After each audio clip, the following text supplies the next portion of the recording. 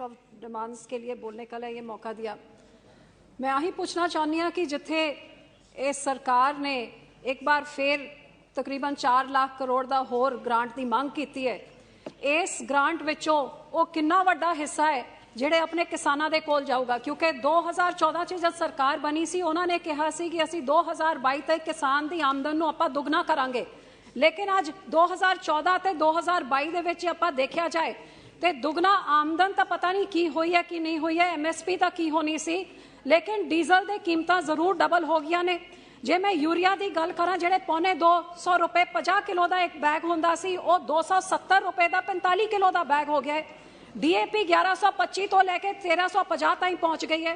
हर चीज़ की कीमत आपां जे कल्ले GST की मैं गल कर ला कि GST जिहड़ी किसानां दे उत्ते जिहड़ी पैंदी है, खेत की दवाइयां दे उत्ते 18%, ट्रैक्टर दे उत्ते 28%, बीजां दे उत्ते 12%, हरेक किसानी यंत्र दे उत्ते 28% तक कल्ले GST।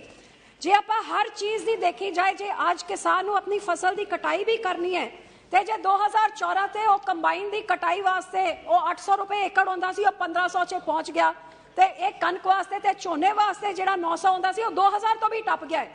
सो दुगनी आमदन तो पता नहीं, लेकिन कीमतां जरूर किसान की जिहड़ी इनपुट कॉस्ट होंदी है वो दुगनी तो भी वध हो गई है।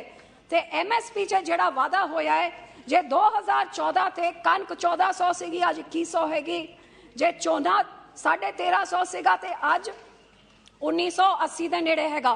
कल्ले 2% इनक्रीज हुई है MSP दे उत्ते, ते 100% ते इस तो भी वध इनक्रीज हो गई सब इनपुट कॉस्ट चे। मैं आही पूछना चाहनी हाँ कि जे इन्हां चीज़ां दी आपां इन्हां चीज़ां नूं देखिए ते इस किसानी अंदोलन नूं आपां देखिए, अज मैं सरकार तो आही पूछना चाहती हाँ कि तुसीं किसानां नूं एक आश्वासन दिता सी असीं MSP लाजमी करांगे, ते स्वामीनाथन कमीशन की रिकमेंडेशन के हिसाब के नाल C2 + 50% थोड़ी MSP होगी। आज मैं सरकार तो पूछना चाहती हाँ कि वो की मजबूरी है कि लिखत ते देन के बावजूद तुसी किसानां नूं जिस तरह की MSP स्वामीनाथन कमेटी ने कहा उन्होंने क्यों तुसी पूरा नहीं कर रहे हो? दूजी गल, MSP जिन्हां नूं तुसी दिता है उस MSP नूं तुसी हरेक फसल च दिओ, ते उस फसल की प्रोक्योरमेंट में तुसी गारंटी करन वास्ते की कर रहे हो? ते जदों तक तुसी आ चीज़ां नहीं करोगे, फिर तुसी 6000 रुपए किसान सम्मान निधि दे दो, फलां टिमका दे दो, लेकिन किसान थोड़े डोल्स दे उत्ते, थोड़ी रहमत दे उत्ते नहीं जीना चाहता, आत्मनिर्भर बनना चाहता है, आत्म सम्मान दे नाल जीना चाहता है। वो ताही होगा जे तुसी उन्हां नूं फसल की पूरी लागत तुसी दोगे। वो कदों दोगे? ते ये पैसे जिहड़े तुसी ले रहे हो, इहदे विचों किसान नूं कितना मिलूगा? ये मैं तुहाडे तो जानना चाहती हाँ। दूजी गल मैडम, मैं कृषि प्रधान सूबे तो आंदी हाँ, मैं दसना चाहती हाँ कि जब कोविड हो रहा सी, सारा देश बंद सी, वो देश का किसान ते पंजाब का किसान सी जिहड़ा ने देखा कि अन्न की घाट ना आए, लेकिन हिंदुस्तान की इस देश दुनिया की वड्डी आबादी का ढिड भरिया रहे साडी देन सीगी। लेकिन अज उस पंजाब के किसान के नाल की हो रहा है? साडे पानियां दे उत्ते डाका पाया जा रहा है। कला एक सूबा सारे देश विच है जिथे रिपेरियन प्रिंसिपल फॉलो नहीं होंदा, साडा पानी खो के हरियाणे नूं देना चाहते हैं। क्यों? साडी राजधानी चंडीगढ़ ओनू कमजोर हक नूं कमजोर किया जा रहा है। जिहड़े इस पार्लीमेंट ने सानू वादा किया सी, आज साडी राजधानी भी साडे तो खोई जा रही है। ते होर छड्डो, साडे धार्मिक स्थानां नूं भी नहीं छड्डिया गया। जिहड़ी एक इंटरस्टेट बॉडी साडी SGPC सीगी, जद पंजाब दे टोटे टोटे करके तुसीं दूजे सूबे बना दिते सी, आज हरियाणा ने वक्फ कमेटी बना ली। ये पार्लीमेंट तो इलावा कोई स्टेट नहीं इहदा फैसला कर सकता, लेकिन हरियाणा नूं फैसला करन दिता। जे कांग्रेसियां ने हमेशा पंजाब का हक मारिया है, ते आज ये सरकार भी पंजाबियां ते सिखां दे हक मारन से कोई घाट कमी नहीं छड़ रही है। मैं पूछना चाहती हाँ, ना साडे सूबे की कोई राजधानी, इकलौता सूबा है सारे देश जिहदी कोई राजधानी नहीं है। साडे पानी दे उत्ते डाका मारिया जा रहा है, साडे धार्मिक संस्थावां ते उत्ते डाका मारिया जा रहा है। क्यों? उस कम्यूनिटी दे नाल तुसी इन्ना धक्का कर रहे हो जिन्हें सब तो वध खून डोलिया देश की आज़ादी वास्ते, तो सब तो वड्डा योगदान देश का ढिड पालन वास्ते करते हैं। ये क्यों किया जा रहा है? कदे साडे नाल दे गवांढ दे सूबियां नूं मैनूं कोई इतराज़ नहीं, जरूर उन्हां नूं टैक्स कंसैशनस दिओ, कदे हिमाचल नूं, जम्मू कश्मीर नूं, उत्तराखंड नूं, लेकिन पंजाब दे नाल क्यों धक्का? साडी इंडस्ट्री उत्थे भज जाती है, साडे किसानां नूं लागत नहीं मिलती, लिखत दे दिते हुए वादे पूरे MSP दे नहीं कीते जांदे। बार बार पंजाब दे नाल डाके क्यों कीते जांदे ने?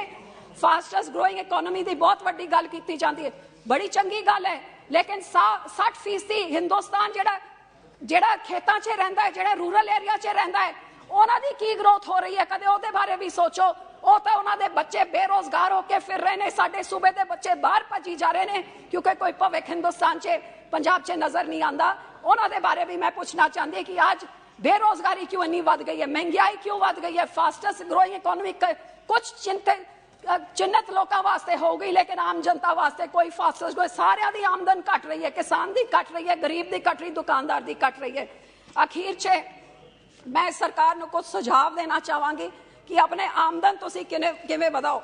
अज इत्थे वित्त मंत्री जी बैठे हुए ने, madam finance minister, I would like to give you a suggestion as to how to increase your income. I request you as an MP that please increase your GST or taxes or any other collection on all sarkari ads which come out. Because I come from a state where there is a government which 6 years ago our government used to spend 20 crores on advertisements. Today they are spending 750 crores per year on sarkari. रोज के 3 करोड़ रुपए सरकारी advertisements के। पंजाब का budget बनना है, कन्याकुमारी से लेके उधर कश्मीर तक ऐड दिए जाते हैं कि बताइए, सुझाव दिए पंजाब के बजट के लिए।